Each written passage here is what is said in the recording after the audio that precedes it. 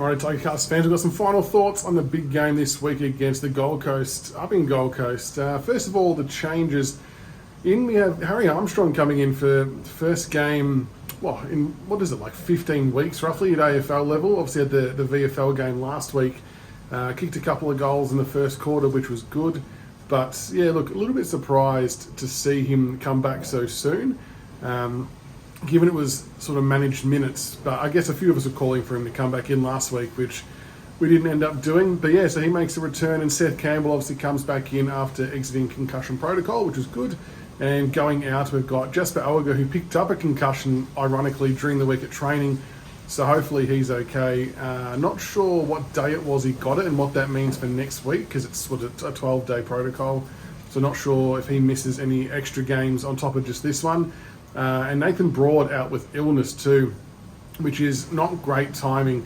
I did read on a couple of different places that there's apparently been a bit of a flu going through the club. So I don't know how many other players may be under the weather or impacted. Not at all making excuses preemptively, but it was just interesting to note that something had been going around. So Broady sits out.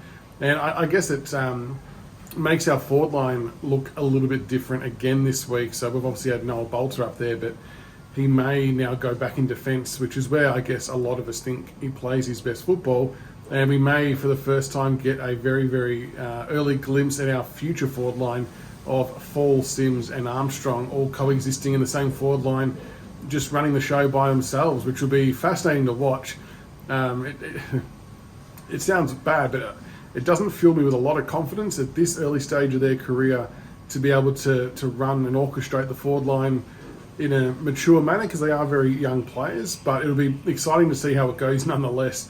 But weirdly enough, our ball movement seems to have changed and we're lowering our eyes a bit more. So maybe we can make it work. I mean, if we were just going to persist with dropping it on top of people's heads in the forward line, wouldn't work, and the Suns would have an absolute field day. But if we can be disciplined enough to do some proper lowering of the eyes, we could see them get a couple of goals. It'd be nice to see, if they can all kick multiples each. I know that's asking a lot, but that would be good. But yeah, it'd be interesting to see how we use Noah Bolter.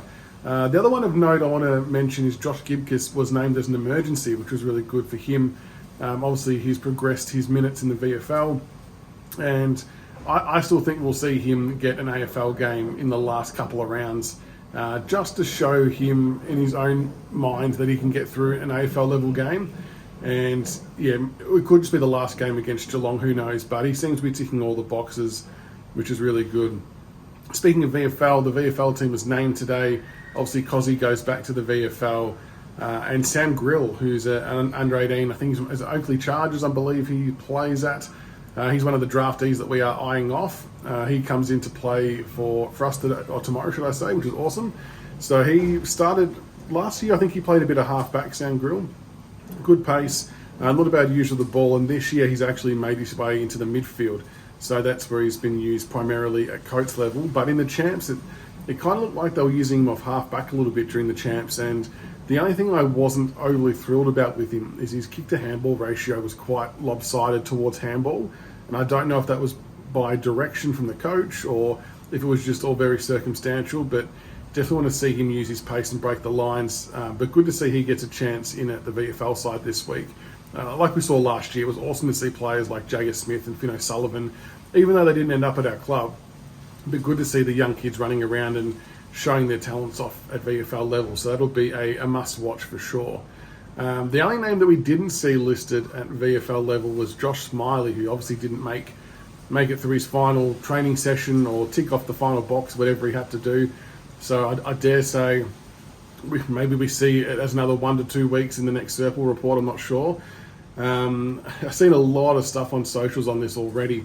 And I don't think it's red flags just yet, but I'm not even sure if it's cautious flags, probably frustrated flags, anticipation flags. Like, we all want to see him, right? But it's just taken a long time. And I don't think there's anything more sinister to it other than he's 195 plus centimetres. Like, he may have grown since being drafted too, right? Like, I know he was drafted at 195, but some of these boys are still growing. And weight-wise, he was obviously a very, very solid unit. And just like we've sort of said before, that having to have a key forward-sized player as an 18-year-old run around in VFL midfield minutes and running AFL midfield minutes, or wing or half forward, whatever it might be. It's a big, big change, and it makes me wonder how not out of shape, but how underdone he was when he was playing in the VFL, because he was looking a bit slower, looking very strong and looking very silky with the ball. But yeah, look, I think long term this will be the right thing.